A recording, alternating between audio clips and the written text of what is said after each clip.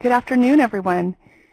Thank you for joining today's CAEP Data Dive Part 2 webinar hosted by Jay Wright from CASAS. My name is Liberty Van Natten, and I am the Project Specialist for the California Adult Education Program Technical Assistance Project. Before we begin today's webinar, I'm going to go over some general housekeeping. So during the webinar, if you have general questions, please post them in the chat pod. I think it's on the bottom right of your screen, and the presenter or I will answer these questions at our first opportunity. If you need technical assistance, please put a note in the chat box. If you've logged in using your initials, consortium name, school site, or an acronym, please identify who you are in the chat pod. And if you have others with you who are participating in the webinar, please let us know how many people you have and their names. This will help us get a more accurate count of attendees today. And as a reminder, this webinar is being recorded. The recording, presentation slide, and any resources will be available for download on the California Adult Education Program website. And as always, if there is a need for technical assistance or professional development, please contact TAP. A link to submit a support request is being put in the chat box now. All right, so without further ado, Jay, let's get started. Okay, thank you very much. I see some folks are still coming in.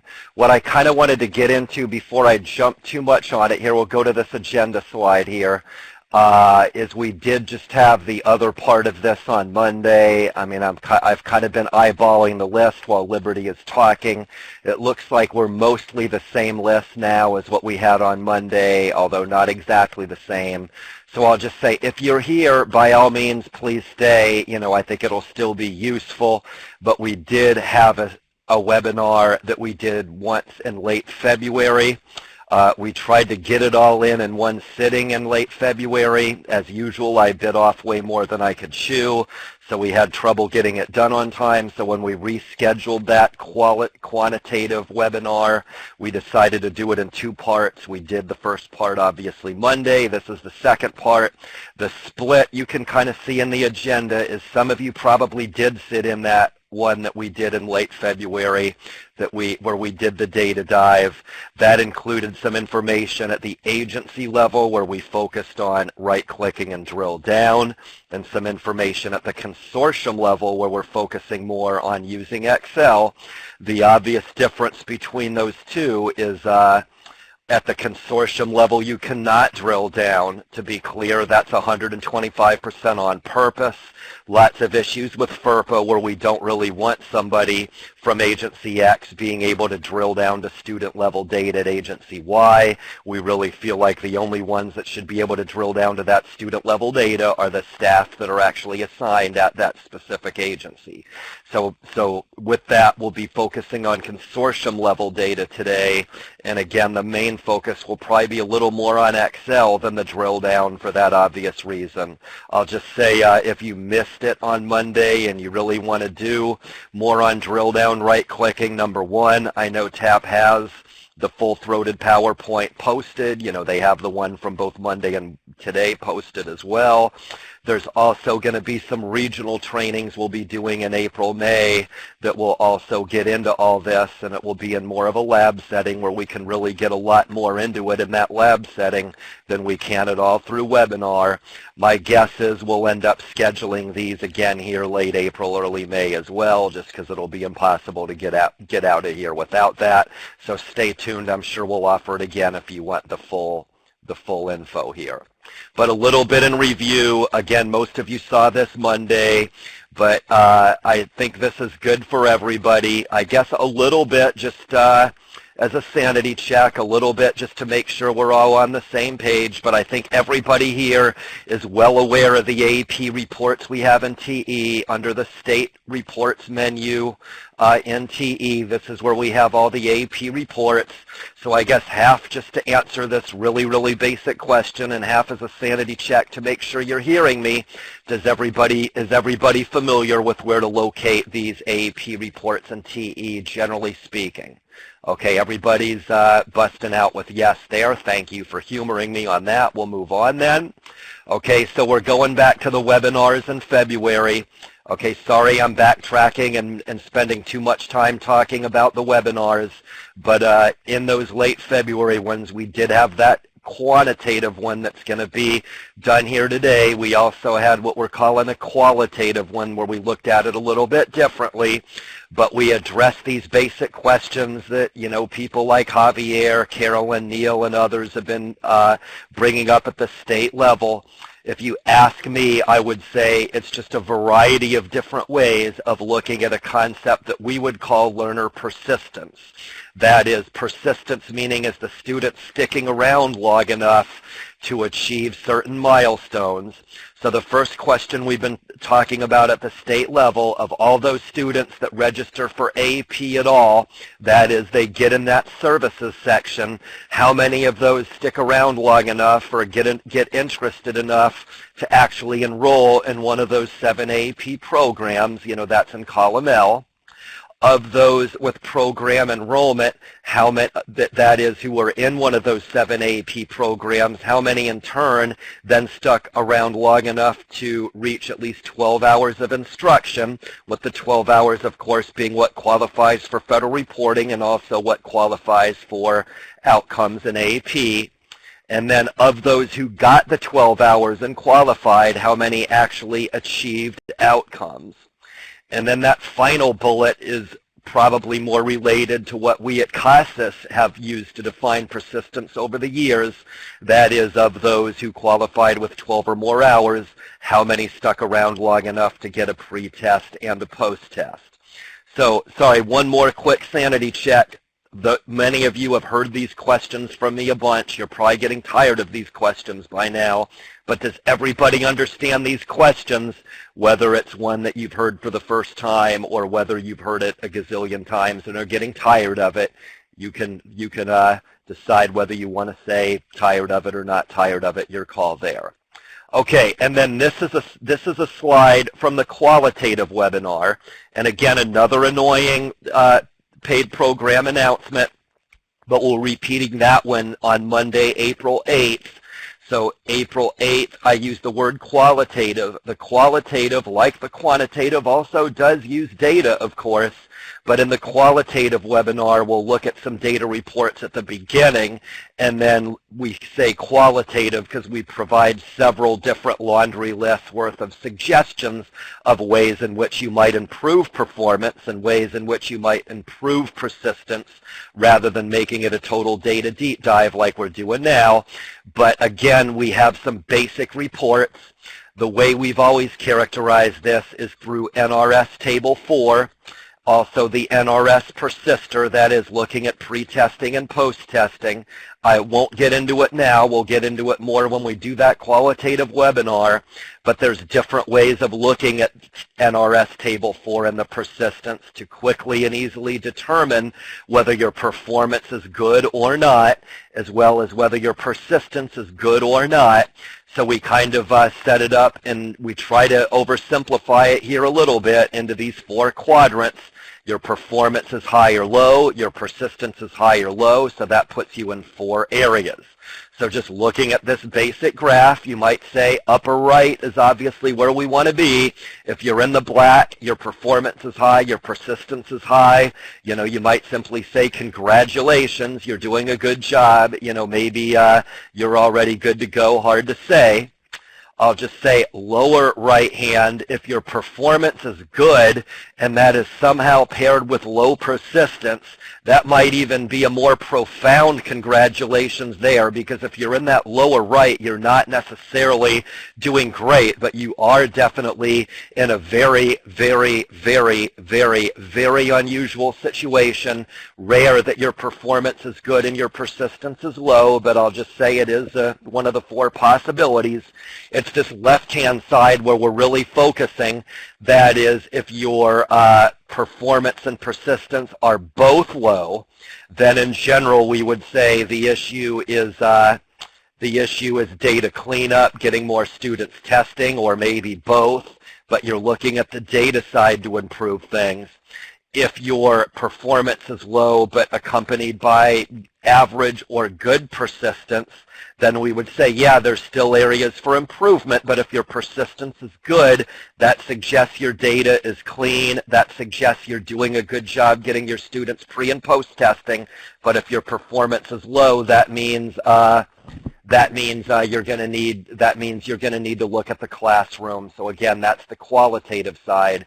But all this to say is that this is just summarizing some of these concepts we're getting into that we've been bringing up for years and years already in terms of ways of looking at persistence and ways in which you might improve things. So transitioning back to AEP land, well, with these reports, again, we've got the AEP summary. Based on your response to my question, I won't ask it again, but we've got the AEP summary. This is the one that we've been talking about for all things AEP. We have the 3 different sections of this report. I always say 3 different sections because we have 3 different sets of criteria that allow the student to qualify for this report.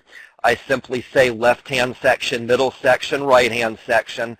Left-hand is what I've been calling the high bar. That is the criteria to get in the left-hand section is most difficult. That's literacy gains. That is specifically the section using pre and post. The middle section is where we're including all the outcomes not related to pre-post. The right-hand section is where we're looking at those students with short-term services. So again, I say high bar, middle bar, low bar to mean the low bar to the right with just short-term services is a low bar. Pretty much everybody qualifies for that section as long as you've got a unique ID and a correctly recorded service. That's all that's necessary. No testing, no demographics, no hours. You don't even need class or program enrollment. In that middle section, you do need that. You do need 12 hours. You do need demographics. However, you don't need anything related to testing. The left-hand section is basically the same as that middle section, but the difference is the left-hand section, of course, deals with pre- and post-testing. So in addition to all those other things I mentioned, the left-hand section, of course, requires pre- and post-testing, given that that's the section where we're looking at results related to, well, pre- and post-testing. So does everybody get the basics of this report? Again, if you're getting tired of this Q&A with me, I don't blame you. I won't expect you to respond, but I am hoping the answer is yes, of course. All right, great. All right, so moving on to the DIR, just in review. You know, again, we've got the DIR that you're reporting every quarter. Not going to get into all the details here. But again, the review with the DIR, and I think this is mostly just me using this as an excuse because I always like to cover this top section to reinforce, is a lot of you have probably heard me say, as long as you understand this top summary information section of the DIR, most likely you're going to be fine in terms of understanding and implementing the DIR correctly. But if you can't make sense of this top section, then you're going to have a really hard time using this constructively. So I'll just say, yep, you better. Yeah, I guess everybody should respond. Yes, you're right about that, Francisco. Anyway, you know, I say this top section is key. So the analogy, and here's another one where you're probably getting tired of it to some extent, where the analogy I've been using is that fishing analogy, where I like to say the report starts by casting the widest net possible, taking the same tired analogy word for word. Again, in that beginning, we're not worried about, you know, we're going to get some kelp, we're going to get some sticks, we're going to get some old trash and license plates. We don't care. We're just trying to get all the fish in the sea. So we're casting that wide net at the beginning to get anything and everything with any kind of AEP relationship, period. Again, that goes back to that services section where the bar is set really, really low. So we're going to get all those students that somehow, some way relate to AEP. And then to get a uniform denominator for all the areas on the DIR and make sure it's apples to apples comparison with all these items, we need to winnow it down to get that common denominator. We're going to look at only those students with enrollment in one of those 7 AEP programs. So we're going to start to winnow it down. You know, in this case, we're a nice clean agency, probably too clean for their own good, but we've got 4 that eliminates. You can see how this is indented. So if you look at that indented another level, you see we've got those 6 rows right below it. What those 6 rows below suggest is it's just what I would say it's TE stopping to smell the coffee a little bit, where we need to winnow this down to include only the students in the 7 AEP programs. But as it's eliminating those students from the report, you might say it's stopping to smell the coffee, potentially finding students that got jobs, potentially finding students that are in the diploma or GED, that is students that are earning all these valuable outcomes that we're trying to report as much as possible. So it's, another cliche here, it might be elbowing you in the ribs to say, hey, we're going to be weeding all of this out. But in looking at it, there are some of these students that look to be earning some valuable outcomes, so you may want to consider looking more carefully at those students, because we know some of the people we necessarily are eliminating are earning valuable outcomes. So that's just an FYI, you might say. So we weed out those students, then one more step to weed out concurrence, and that gives us that uniform number for the report, that bottom students eligible. So in this example, we're looking at that 1309. So in this example, 1309 serves as the denominator for all 27 items on the DIR. So I'll move along here. Here's a slide that just gets into what I just said, the last couple minutes. This next slide gives you all those gory details and provides some of the math, you might say, for what we just talked about.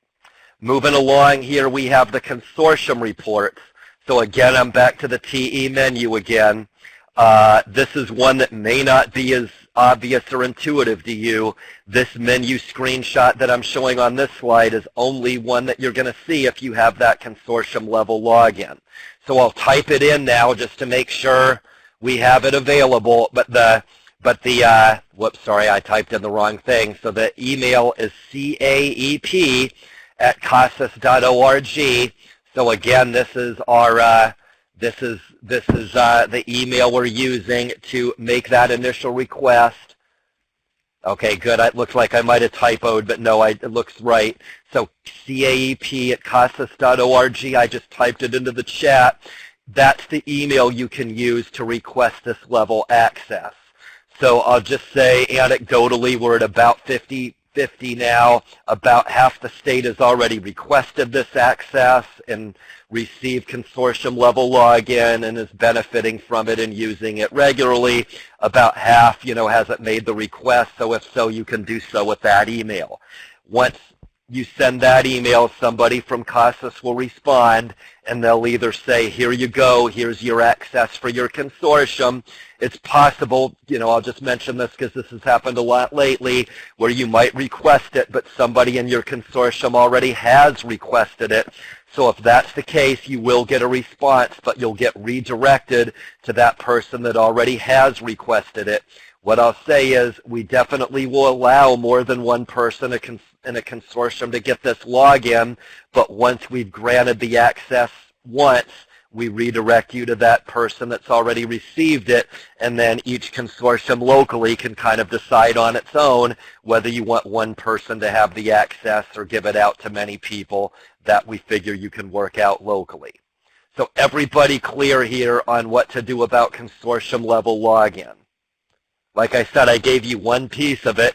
That is maybe the negative piece, where what we have decided pretty concretely is if you have this access that does not allow drill down, you need to have agency level access in order to be able to do that.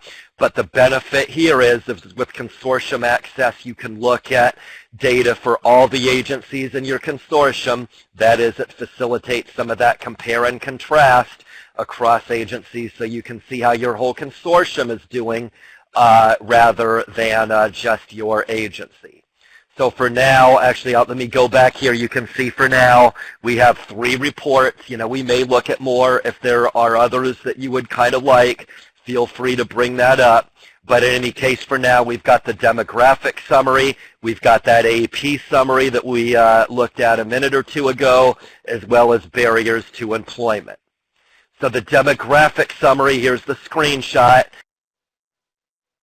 This is the one we've probably been promoting the most, not because it's most important, but because we do think we've got the niftiest look and feel for this report at the consortium level.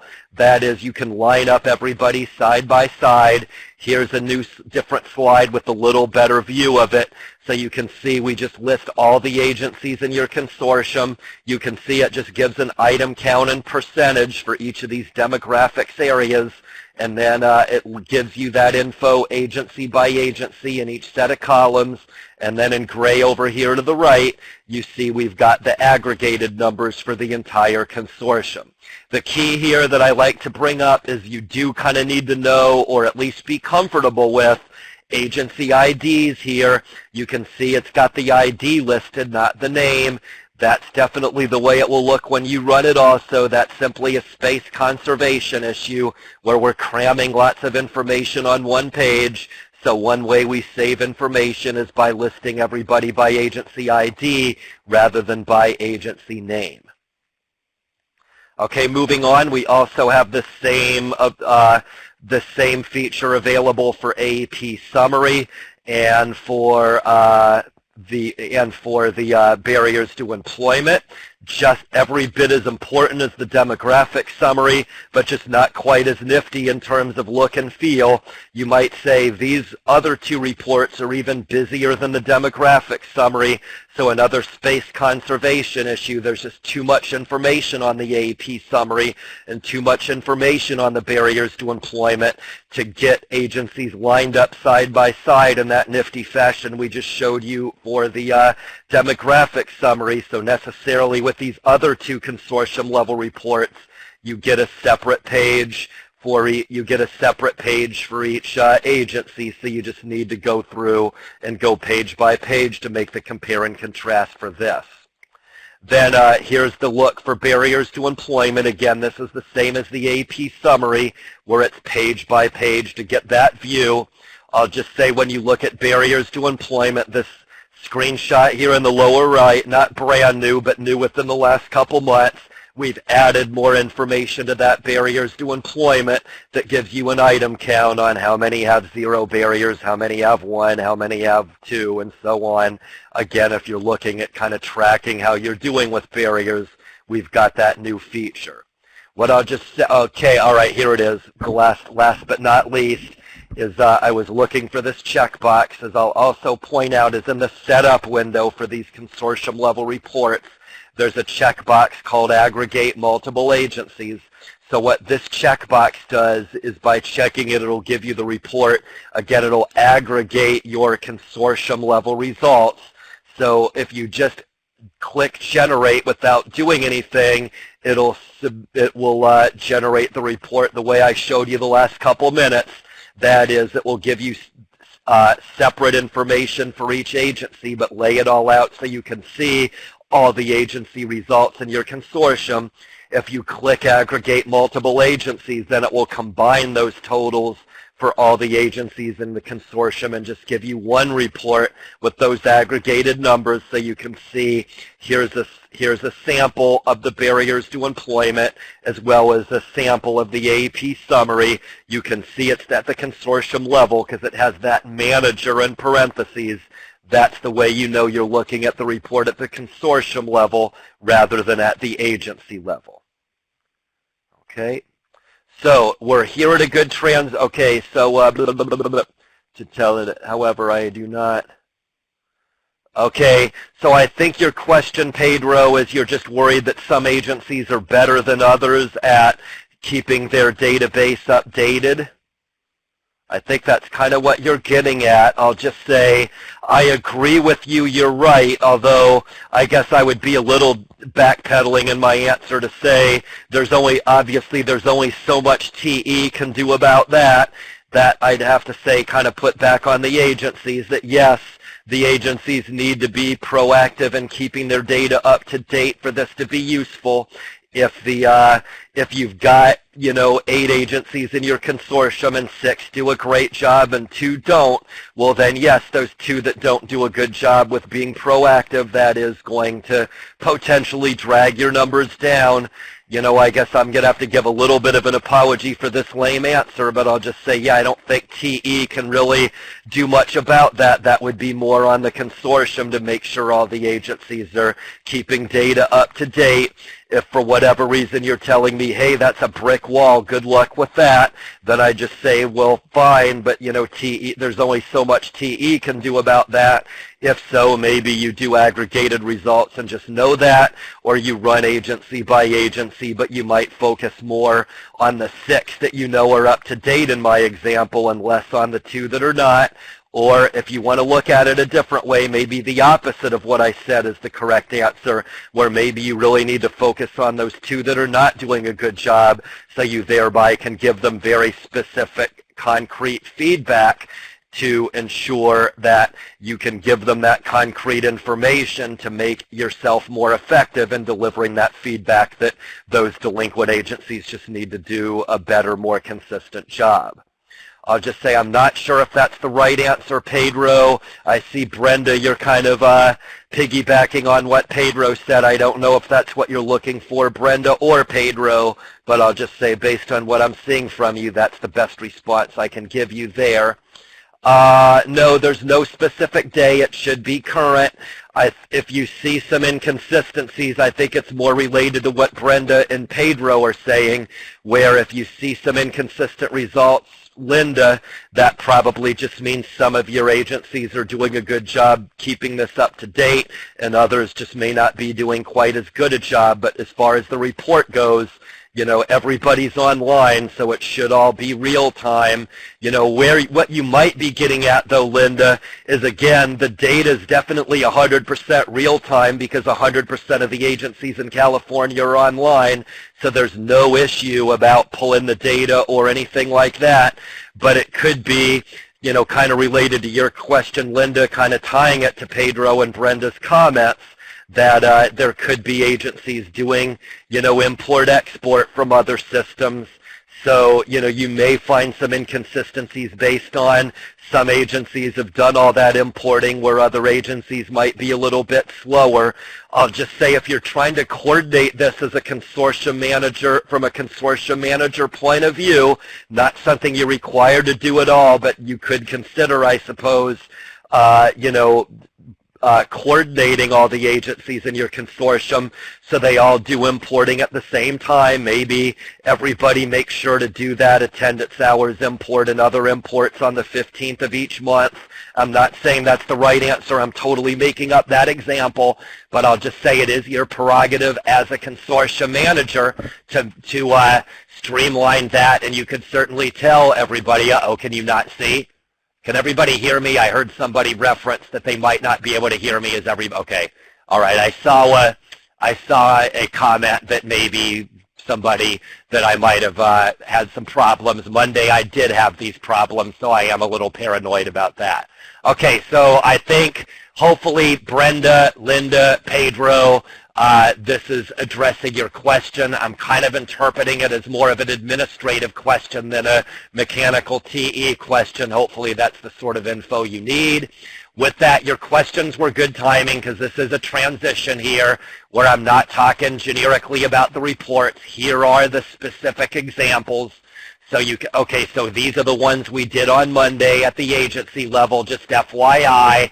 Here's those same questions also, just FYI. Here's a few things from that. I'm going to move forward to this one. Probably should have weeded those out. Not sure why I didn't delete those, but in any case, here's the examples at the consortium level we're going to be talking about here now. We have 7 examples. So the first one is going to be how do we, do some basic filtering, basic file creation. Then the next example will piggyback on that and look at how we can filter for specific AEP outcomes. Again, these first 2 will be really mechanical in nature. Then starting with example number 3, 3, 4, and 5 are going to get more into the state level questions we've been talking about. And then we're going to look at ways where you can maybe use Excel to get more consortium-wide numbers. Like I said, you can run these reports to be aggregated so you get those consortium-wide numbers, but obviously there are lots and lots and lots and lots of things that exist in your data that may not be spit out directly from the report. So we'll look at some things that you might want to consider or other numbers you might use to give your agencies feedback and so on. And then that final one, you might say the details, are more like 45 to 60 minutes we don't have today.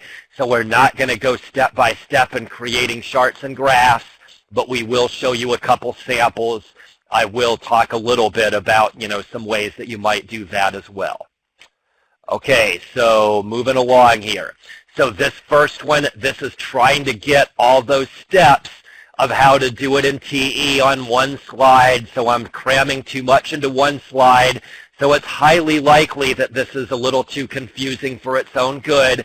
But what I just want to point out there to the left, once you run the consortium level reports, or for that matter, once you run any report in TE period, you'll have a button available directly from that report called the export button. You see it there in the upper left of this slide. So you just click that export button, and that initiates your ability to save this as an Excel spreadsheet and other formats. So you click export. You can see that little graphic in the middle, again, the standard Windows navigation screen that you get. That's what will come up when you click export. You click that drop box, and this is just proof in the pudding to show, with any TE report, you can go to that Save As. It will allow you to save the report as an Excel spreadsheet. It will also allow you to save that report in several other different file formats. Word, PowerPoint, PDF, etc. So all kinds of options here. So in this example, you just save it as an Excel spreadsheet, click Save from that standard Windows screen, and you see more proof in the pudding over to the right. There's that Excel icon with the very specific TE report title that I have now saved to my desktop in this example. So given that I'm covering way too much in one slide, I'll just make sure, are these steps clear to everybody? Is everybody familiar with the basics of how to save the reports as Excel? I think people kind of get this pretty easily. Okay, I'll take that as a yes. Thank you for your prompt responses. So the next slide, again, just kind of more of an FYI slide here. That this is just showing you the way the spreadsheet looks when you first save it from TE. Obviously, TE is not doing anything special for you. It really is just a data dump. It is putting it in appropriate Excel format and columnizing it out and all that good stuff. But again, it's just spitting out everything but the kitchen sink. Everything that's included in that report you're saving is basically included somehow, somewhere, some way in this Excel spreadsheet. So this is just to show you how that looks. Moving along, again, I'll admit when you save it as Excel at the beginning, it does kind of seem like lots of information. So I'll just point out, I think you can see it pretty well on your view, but I'll just point out there's several ways here where you can identify the agency. You've got agency ID as well as member ID. Those are both unique to the agency. You can see I did do some deleting on these screenshots, but if you run it from your own agency, you'll see how agency name, consortium name, and member name all appear. To be clear, this is blank in my example on purpose. I deleted that information before I did. This was live data where I got these screenshots, so I did try to take out some of those specific names here, but that will all appear. So I'll just say one thing you could consider is, in this case, I just color-coded by agency. It's not necessary at all, but it's just, hey, there's so much information on the spreadsheet. I want to be able to make heads or tails out of it a little bit better, so I'm just color-coding all this information by agency so I can organize it a little bit better and wrap my head around all this information that's showing up on the spreadsheet. Okay, so here's example one where we're just filtering it by agency. This is the answer is very much just an Excel 101 sort of answer where you can go ahead and filter any column in Excel. I'm not sure. I mean, I guess I'll ask you. I'm not sure if this might be foolish of me to ask you this again, but I'll just say, how many of you are Excel jockeys, feel like you know Excel pretty well, versus how many of you don't know Excel at all? If you say yes, I'll assume that means you're good, but where are we in terms of Excel level knowledge? Just curious. Most of you are saying yes. Some are saying intermediate, use it daily. All right, some are, a few measured answers, but for the most part, it looks like we're all pretty good with Excel. So good, I'm just going to pretend you're all good at it.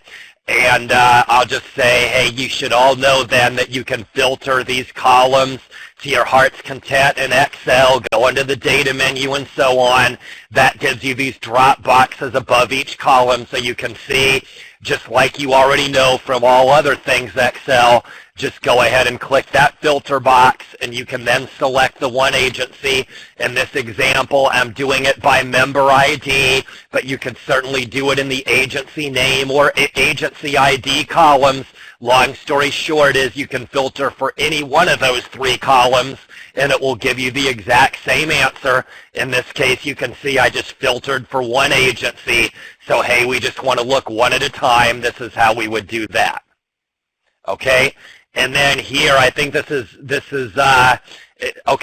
also part of example number 1, where you can see we went ahead and filtered by program. So all we did there is we did the exact same method in Excel, but we went to this column called program areas. In this simple example, we're deciding we want to look at only our ABE learners. So you see we did a double filter in this case, where we filtered by agency using that agency ID or name column, and then we went ahead and filtered by program. So you can see in this example, we're doing the double filter where we're looking at all the different, we're looking at all the different ABE programs for each of the 8 agencies.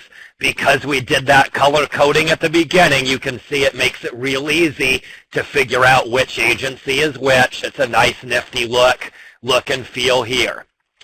Okay, all right, I see what you're saying. That might be something. I'll take that. I'll just say Thatcher a little bit because this is TAP and not CASAS, a little bit because I'm notorious for being terrible at this kind of follow-up.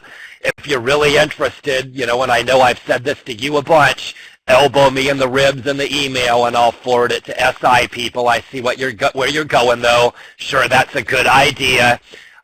Sorry, I'm waxing a little bit nostalgic here, but I'll just say if you go back 10 or 15 years, that's a workshop I used to do back in the TOPS Pro days. I know nobody cares, but some of you were around long enough that you might have done it. It was one of the craziest lab-based workshops at all time. We did it like for 3 or 4 institutes in a row, where in TOPS, we didn't have the nifty graphics and reports like we do in TE, so it was kind of a higher priority issue where we would show how to do that from TOPS Pro, kind of to show something instead of nothing. But I'll just say we did, in fact, do that if you go back far enough. Anyway, unnecessary information, moving on, sorry.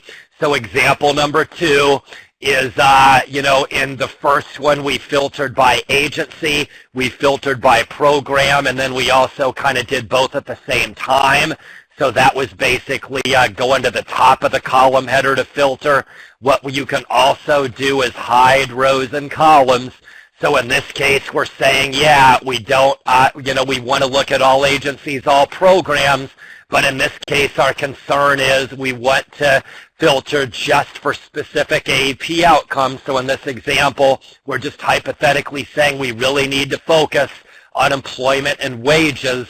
So what we're doing is, we're filtering out the other outcome areas, and we're also filtering out all that extra clutter that Excel spreadsheet provides us. So we're just hiding several columns, and now we've got it set up by hiding the columns. We've nice and neat lined up the employment outcomes column and the wages outcome column. So it's lined up side by side, those official AEP program areas. We can, of course, then filter by agency or program if we wanted to focus on just specific information here. Okay, I'm not sure what all this is. I think you're just talking to yourselves here. I guess elbow me in the ribs if there's anything with this that I should be looking at. I think you're doing sidebar chats here right now. Anyway, so that's how you can format it to focus on specific outcomes or other specific areas that you might get from this report. Okay, so in this example here, we're taking it, that next step, where in this case, we're basically combining example number 1 and example number 2, where we're filtering by program area like we did in example 1, and then we're also hiding a few columns to focus on employment and wages like we did in example number 2. So by doing all that, now you can see we're looking at the ABE programs for the 8 different agencies in this consortium, and now we can focus on comparing and contrasting the outcomes for both employment and wages. So a little bit, because I kept on going back and forth with the chat, a little bit because we're kind of moving on to some other things here. I'll just say, did example number 1 and 2 make sense? Again, examples 1 and 2, pretty basic level Excel 101 is what I would say, but just to kind of get your feet wet on that.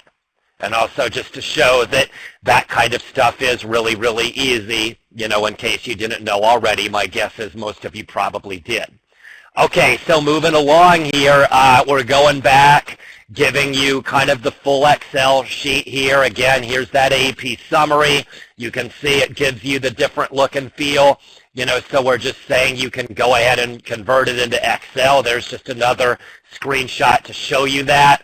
And we'll use that to move on to example number 3 here, where again, we're going to go back to those state level questions. The first question is what I'm calling AEP program enrollment. Again, this is back to that question that says of all learners that have any relationship whatsoever to AEP, what percentage of those learners stuck around to get at least 1 hour of instruction? That is, they stuck around long enough to have official program enrollment in one of those 7 official AEP program areas. So what we want to do is we start, the first step is very similar to what we talked about Monday when we were looking at agency level evaluation, where we were starting with that right-hand section for services. I'll just say on the Excel spreadsheet, that means column M.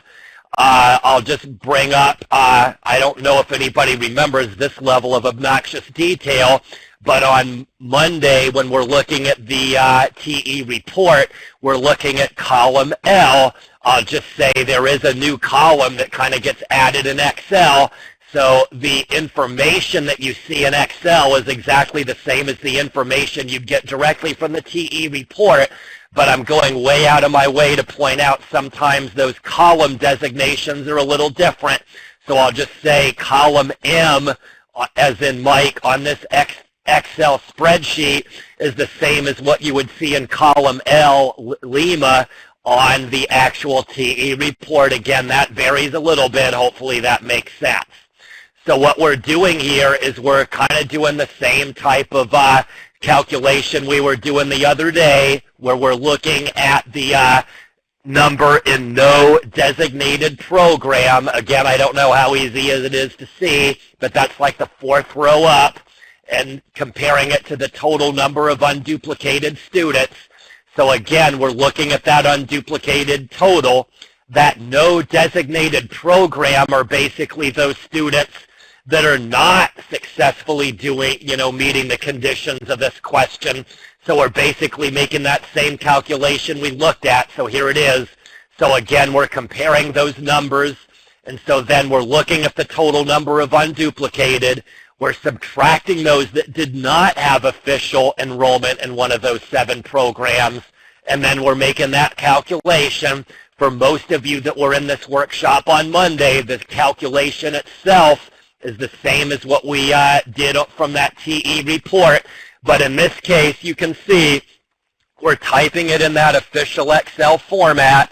I've got an example here on the screen that shows you the way you do it in Excel, where you need to put that equal sign and then you put it in parens and divide it. If you do it in this exact format, you then can you can plug that in anywhere. You reference those cells that we just pointed out. That is in column M13. That was the specific cell that had that total for no designated program. Cell M16 was the cell that had that total unduplicated students. So again, we're just referencing that specific cell that has the data we're calculating. I'll just say, based on the fact that you're all pretty much saying you're intermediate level or expert level Excel users, what I just said the last couple minutes should be familiar to pretty much all of you. Hopefully that's true. But anyway, what we did here is we used that Excel calculation. We just hit return, and then Excel will immediately give us that percentage. You can see in this case we're at about 81.6%. You know, obviously it won't be all neatly formatted like this right away. Obviously, I took a few extra steps to neaten it up for the screen. You know, again, you can use that format feature in Excel if you want to do that. So I'll just pause. That was way more babbling from me, and probably too much babbling and not enough demonstration there. So I'll just make sure, given that, you know, unfortunate combination for me, did it make sense anyway, hopefully. Okay, did anything not really translate with that? Because again, way too much babbling. Okay, I'll assume this is your story and you're sticking to it. Hopefully that's all of you. Some of you are responding more than others. Hopefully it's okay. All right, so I'll be convinced that it's okay, and I'll move on to example number 4 then. So that's what I'm calling AEP program persistence. So to review the question, that's looking at the number who did have at least 1 hour, that is, of the students that officially qualified for one of those 7 AEP programs. How many made it to at least 12 hours of instruction? So, you know, again, that's just a different way of looking at persistence. Hey, they enrolled. Did they stick around long enough to at least get the 12 hours? So in this example, similar to what we talked about on Monday, we're comparing column F to M. I'll just point out again, slightly different columns in Excel than what we're talking about on the TE report. But we're looking at column F, which gives the total number of enrollees in that middle section of the report called AEP outcomes, and comparing it with column M, which gives you that number for services. So you can compare that number for services students in column L or M on the spreadsheet. You're again subtracting that number in no designated program. Again, we're weeding them out. And then after we do that, then we're dividing what we have in the outcome section with that result in the services section. I'll just go to the next slide. That'll make it a little more clear, I think. Again, column designations a little different in Excel than they are on the TE report. So again, we're taking that number that we get in the middle section. We're dividing it by that, you know, resulting figure we get from the services section after weeding out the no designated program. Again, the number we're comparing it to is we're comparing the 12 hours to the ones that got at least 1 hour. We're not comparing it to the universe of everybody. So we're weeding out those 813 before we make the calculation. You can see same exact steps in Excel, referencing different cells, of course. But we get that same, we get that same simple percentage after we make that calculation in Excel. Hi, Jay. We have a couple questions. Okay. Okay. Well, I'd say for this, I don't think that's more of a question for the Launchboard people. I don't think you're really going to be able to do any of this from Launchboard, but there might be a way in Launchboard where you can save it as Excel. Sorry, I really don't know that. That's a better question for the Launchboard people. All I'll just say is we send our CASAS TE data to the Launchboard folks every quarter.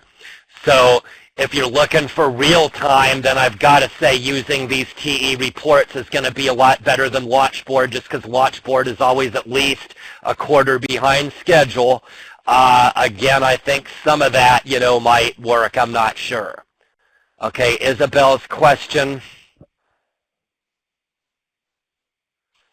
There's no absolute, I think that's more, I think you're just send me an email or call on that when, sorry, that answer is it depends. I'm just going to kind of wipe out the question and have you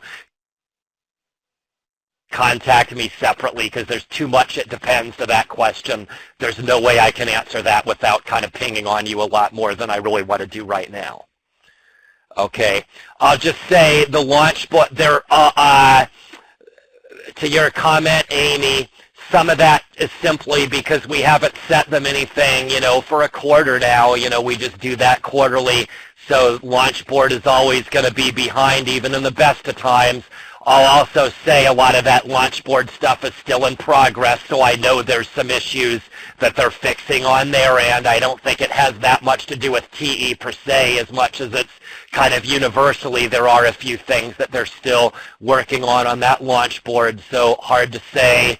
It's probably a little bit of both of those issues. It's a little bit because it's behind schedule. That's on purpose. A little bit because I know they're still working out a few issues with that whole system. Okay, so moving along to example, these are great questions. The questions are all really detailed though, so I'm going to take those questions to mean the basics of what I'm talking about is clear. It seems to be spurning additional questions rather than having you scratch your head at this content. So I'll just say there's another, that's my story, and I'm sticking to it, and I'm moving on to example number 5. I'm calling example 5 AEP program outcome. So in this case, that state level question, just to review, is now so we had of those with all activity, how many get 1 hour? Of those with 1 hour, how many get 12 hours? And then this next one is of those that have 12 hours, how many achieve at least one official AEP outcome? So here we're not looking at that services section anymore. Now we're concentrating just on that AEP outcome section in the middle. And so what we're doing is, again, looking at column F. That's, again, the column on the spreadsheet that has the total enrollees in that middle section. We're also looking at columns G through L. Those, again, are those 6 different columns that represent those 6 different areas of AEP outcomes. So moving on, the next slide's a little bit better, I think. So what we're doing is, again, looking at those 6 different columns that represent the 6 areas of AEP outcomes, and we're just adding them all up. Obviously, if we just do G plus H plus I plus J plus K plus L, that will give us the total number of outcomes. So we're just getting that total number of outcomes and then dividing it by that total number of enrollees in column F. That's the number that we already identified by looking at the previous example. So I'll just say what we did on purpose here in this example is we showed a percentage greater than 100%. So we're giving a real positive example here. A couple of you have, done some of this legwork already to figure out the answer for your agency, your consortium. I'll just reiterate, yes, it is possible in this example to get a result better than 100%. So in this example, we just have an agency or a consortium that's really, really doing a great job. That is, you're getting more outcomes and you're getting students.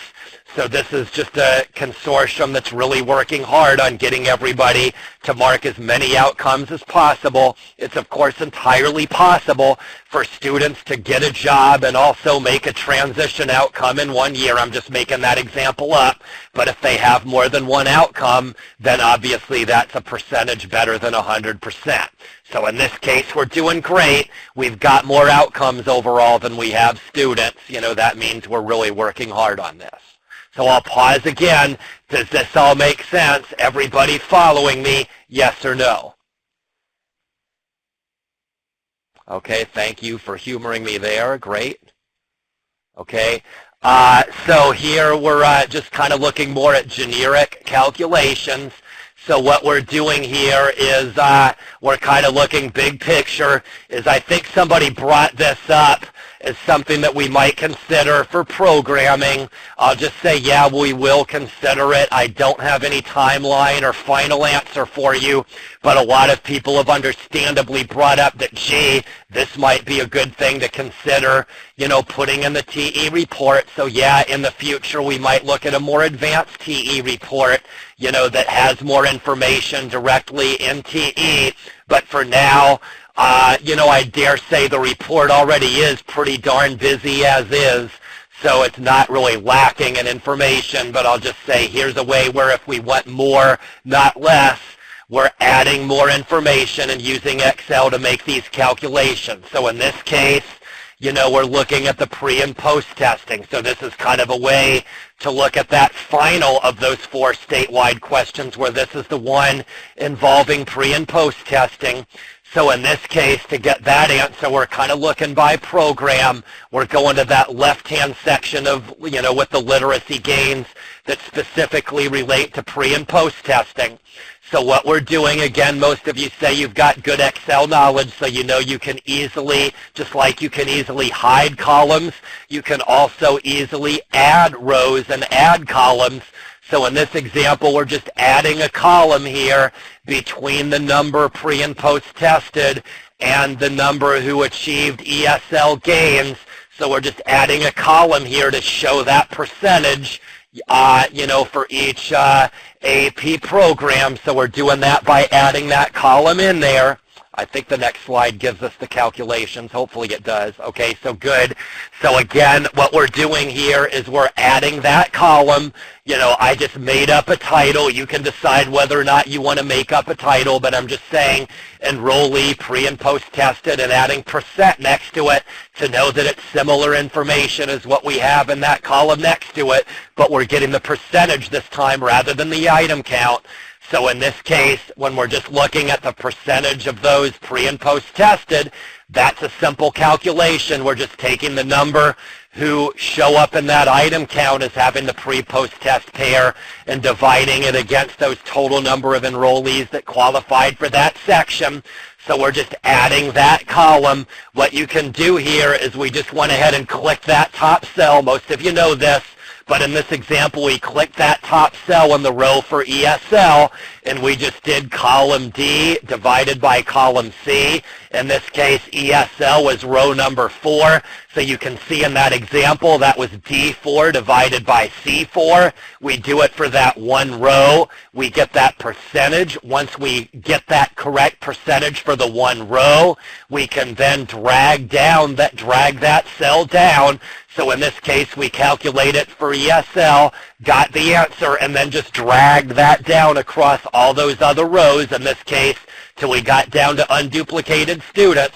And what Excel does for us in that example is it just displays that percentage for all those different program areas, making the exact same calculation, in this case, looking at column D divided by column C. If you drag it down, it'll automatically adjust to show that we're doing the calculation for row 5 or row 6 instead of row number 4. And so now quickly and easily, we've got that pre and post test percentage for all those different AEP program areas.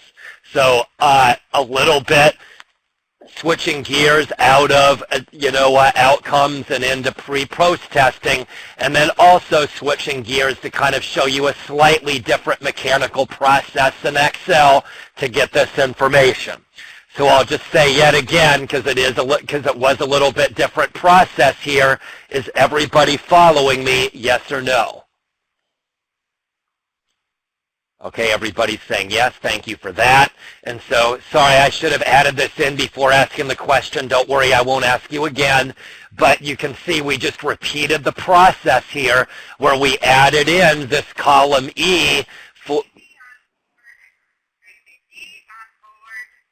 Okay, So sorry, there was something PA system, here in office. Sorry for that interruption. Anyway, so what we did here is we added that column so we could get the percentage for each program in terms of percentage that had that pre-post pair. You can see we're doing the same steps over again in the same spreadsheet, adding another column over there to the right. In this case, we're simply calculating the percentage that actually successfully made that level gain. So in this case, we're looking at what is now column F and dividing it against, that same column C for enrollees. And now we can see in that column E that we created the percentage that have a pre-post pair for each program.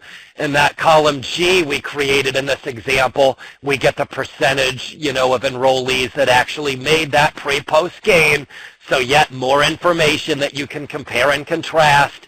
I'll just link this all back to those original questions that I brought up at the beginning of the presentation related to different ways of calculating persistence, where, this gets a little more into what we'll talk about in qualitative, where there's lots of ways at looking at how we have persistence. But at the end of the day, when we talk about persistence, in terms of this type of federal reporting, we're simply talking about the number of students who stick around long enough to get that pre-post pair.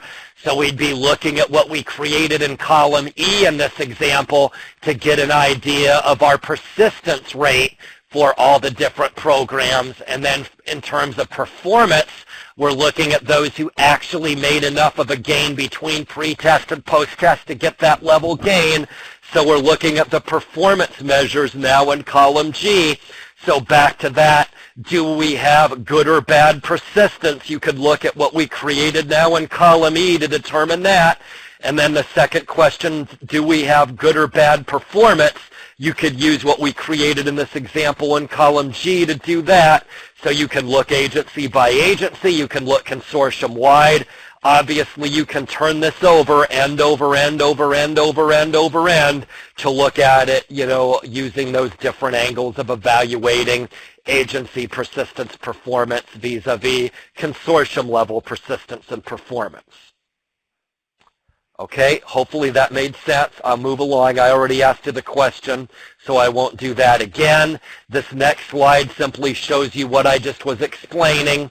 I'll just say you can do this same simple technique in Excel to do all kinds of other wonderful things. I'll just say the examples I showed you in the previous slides was showing you examples related to pre and post testing. You can obviously use the same mechanical technique for other areas. So in this example, we're just saying that we've got a specific interest in looking at our transitions outcomes. So when the spreadsheet transitions outcomes appear in column L, so what we're doing is we're creating a new column directly to the right of column L, and we're looking at the percentage of students overall that are achieving transitions outcomes. So in this case, we'll look at column L divided by column F. That is the number of transition outcomes as reported in that column L up against the number who qualified for those outcomes in column F. So we're doing L4 divided by F4, L5 divided by F5, and so on and so on and so on, using that same technique, typing in the full Excel formula that first time in row number 4, and then just dragging it down across all rows to get that same simple calculation for all those different rows in the spreadsheet. So obviously you have to be careful because the column designations will continually change the more columns you add to this spreadsheet, obviously, but we could add a column between K and L and do percentages for wages. We could add a column between J and K and do the percentage for employment, and I'll just give you another, and so on and so on and so on. So again, because I'm giving you so many and so ons, I'll just make sure Does everybody follow me with all these and so on and so on and so on? How you can apply the same mechanical information and repeat and get lots and lots and lots and lots and lots more information using this same mechanical process. Okay, thank you for humoring me, if nothing else. Thank you very much. Okay, so moving along, this consortium, I think a little bit, because the consortium level is not quite as dense as the agency level, a little bit, because I did prepare a little bit better for this one, so I'm finishing a little bit ahead of time here. But the final example is using charts and graphs.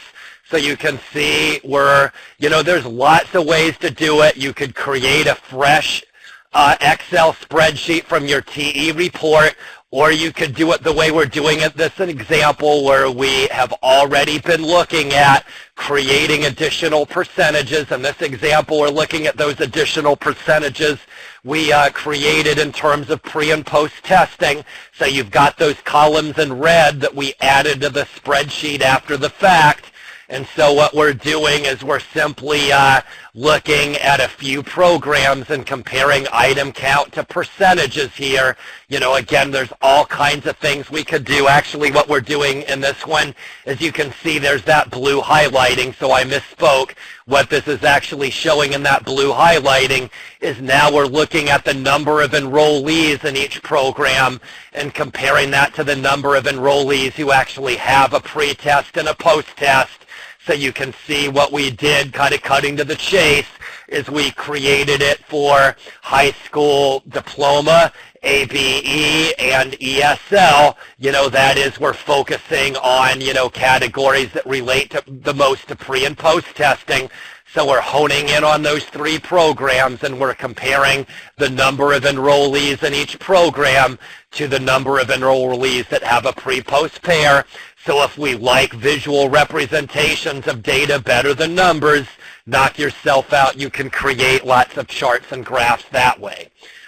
Before I get into my soapbox, I think there's a couple more examples. So again, here we're doing the same one. So as a lot of you are indicating, because a lot of you are saying you're strong Excel users, so if you're a strong Excel user, you already know once you create that graph, Excel gives you a lot of different ways where you can customize it and pretty it up as much as you want. So in this example, you can see we prettied it up by giving this chart a title. Again, we called it persistent rates by program. We kind of more clearly labeled each program in this chart. We added some item counts there next to each bar so we could still deal with the numbers if we chose to do so. We added a little legend here at the bottom, and we changed the colors here. We made it red, blue, so the colors kind of stood out a little more starkly or whatever. So again, we could go on and on and on that. I won't. But if you want to pretty it up and fancify it, whatever cliche you like, lots of different ways. I'm not sure about the Google Forms. I haven't tried that. I would think yes, because I know you can upload Excel to Google Forms. Whether it will facilitate all of these more advanced things I'm talking about, I got to say I'm not sure. Liberty's intervening. Thank you, Liberty. Anyway, so this is just showing you a sample chart and graph and how you can, fancify it if you like. Here's just some other examples. We're here, again, a little fancier still. We're doing one on barriers to employment, doing a more advanced level graph where we're looking at the number of barriers to employment and comparing it to the 7 AEP program areas. You can see, we've got a little downtown sprouting up with some big skyscrapers and some not so big skyscrapers. Here in this little graphic, just another nifty little thing you can create if you wish. And then here's, just another example where here we're looking at the demographic summary. In this example, we're focusing on age range. And in this nifty chart, we've got, the age range, by age range, we're just using the same categories that TE uses, which are the same categories used by the feds. So now in this nifty pie chart, we've got an idea of what the age range breakdown is in our consortium after following those different steps. So again, you can kind of do whatever you want here. These are just some examples of some things you can consider.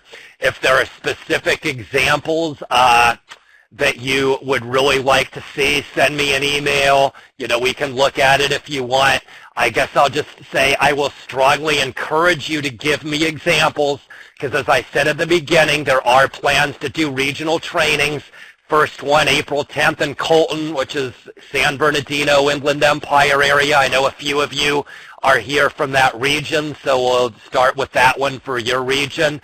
A bunch more that I'm working on throughout late April and May. Here, by the end of this week, we should have a more detailed schedule on the AEP website, but I'll just say we'll be doing a lot more on this, so if there's specific examples that you're trying to work out but having trouble doing, I strongly encourage you to give the examples, obviously, to the maximum extent possible. When we do these kind of presentations, we want to give examples that you're actually going to use, not just made-up examples that'll go in one ear and out the other. The final thing is, the final thing we have here that I wanted to bring up is here's where Jay's going to get on his soapbox here a little bit. I'm going to back up to this slide right here because this is probably, this doesn't do a perfect job, but it's the best we have, is my soapbox thing on creating charts and graphs in Excel. And I'll just say, going back to like 06, 07, when we were in the TOPS Pro days, I used to do a lot more of this creating charts and graphs sort of hands-on lab trainings because it was a lot bigger deal in TOPS given the limited amount of charting and graphing we had. What I would say to getting on my soapbox is less is always more with these charts and graphs. Most of you know this, that if you just create the Excel spreadsheet from TE and then immediately try to add, create a chart and graph, highly likely that you'll get nothing other than a big stinking mess because it's just way too much data. So I say less is more. You really want to look at the spreadsheet you create from that TE report. Focus on the smallest number of cells possible. Focus on just one or two outcomes. Focus on just one or two program areas. That is, make it really succinct like this example where we're just doing 2 columns and 3 rows and that's it. Keeping it really simple. Again, less is more. The more focused you get before creating that chart or graph, the more likely you are to get something that looks successful like these examples we're showing you. The other related thing I'll say is be sure to focus and select the areas in which you want to focus first and then get into that mechanical chart and graph feature in Excel, not the other way around. If you select the chart and graphing first, it's too little too late. You've already created the big stinking mess. You can't really go back. So focus on your data first and decide what it is you really want to focus on and create, and then use that Excel feature, not the other way around. Again, sounding like a broken record here, but hopefully that's, everybody followed that. That's all I have for these slides. I'm finishing a good bit earlier than I normally do, I've got to say, so I'll just stop and say that's all I have. Any comments, any questions, anything? I'll add that Liberty, Diana, Melinda, I don't see Veronica, but I'll throw Veronica out there too. All of the folks from OTAN and TAP have been giving all kinds of feedback here on the chat, and they're giving, a bunch of references and more TAP-related resources for everybody, here. So take a look at what they're putting in. Lots of good information from those folks here as well. So I'll just say thank you very much. I'm seeing a lot of input from TAP. I'm not seeing any questions from participants. So I'll take that to mean, yeah, that's right, Part 3 coming soon, April 8th. I'll be back at it, and that'll be similar topics, but from a more qualitative viewpoint there. Thank you very much, everybody.